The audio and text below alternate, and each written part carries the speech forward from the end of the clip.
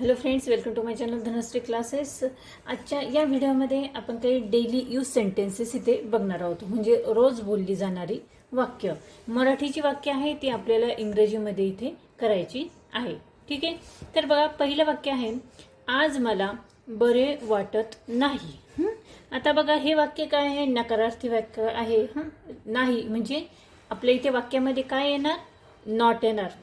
ठीक आहे, आपण मराठी वाक्य इंग्रजीमध्ये करताना जर प्रत्येक शब्दाचा जर इंग्रजी अर्थ आपण लावून घेतला तर आणि वाक्यरचना जर आपल्या लक्षात असेल तर आपण वाक्य हे अगदी झटपट इंग्रजीमध्ये करू शकतो. बघा, आज मला बरे वाटत नाही. आता वाक्यातील कर्ता जो असतो तो नेहमी सुरुवातीला लिहायचा असतो. या वाक्यातील कर्ता आहे मलासाठी लिहिणार आहोत आय. ठीक आहे, आय नंतर सहाय्यकारी क्रियापद येतं एम. I am. आता इथे बघा नकारार्थी वाक्य आहे त्यामुळे इथे नकारार्थी शब्द जो आहे नाही तो आपण यानंतर घ्यायचा आहे. म्हणजे एक नंबरला काय येतो, करता येतो, नंतर नकारार्थी शब्द आला. नाहीसाठी आपण लिहिणार आहोत नॉट. I am not. पुढे काय म्हटलं की बरे वाटत नाहीये. बरे वाटणे म्हणजे काय, वेल. नाहीसाठी आपण लिहिलं नॉट आणि बरे वाटणे म्हणजे वेल. आणि पुढे येतं लास्ट आज. आजसाठी लिहिणार आहोत टुडे. TODAY. टुडे. ठीक आहे, लक्षात आलं. पुढचं जे वाक्य आहे बघा, त्याला निरोप दे.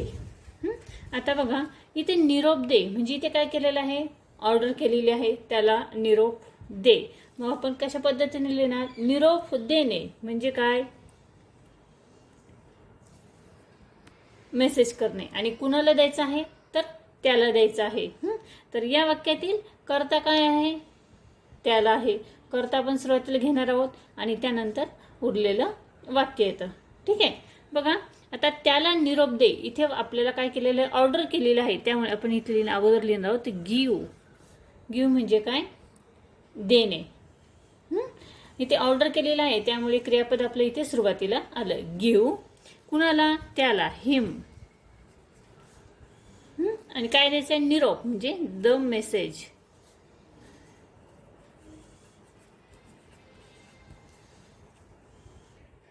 त्यानंतर पुढे बघा पुढचं वाक्य आहे,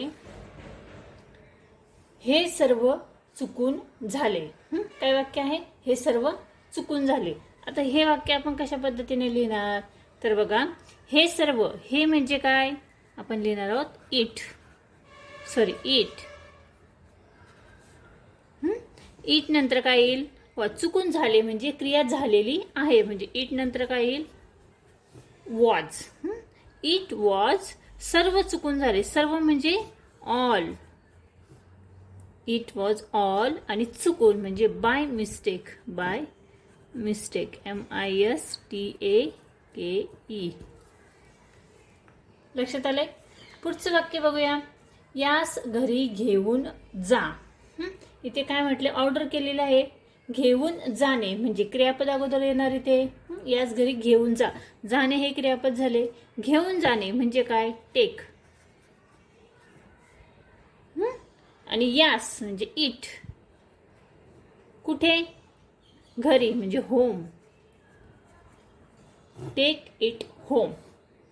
आणि त्यानंतर अजून एक शेवटचं वाक्य बघूया, तो पायऱ्यांवरून पडला. कोण पडलं, तो पडला. वाक्यातील कर्ता आहे तो, त्यासाठी लिहिणार आहोत ही. लक्षात येत आहे बघा, ही कर्ता आला. त्यानंतर येतं क्रियापद. आता इथे क्रिया झालेली आहे. क्रिया झालेली आहे म्हणजे काय येईल, फेलचं काय येईल, फेल्ड. FAIL. फेल. डाऊन पडणे, ही फेल डाऊन, पायऱ्यांवरून पडलाय म्हणून आपण लिहिणार आहोत फेल डाऊन. कशावरून, पायऱ्यावरून म्हणजे द स्टेअर्स.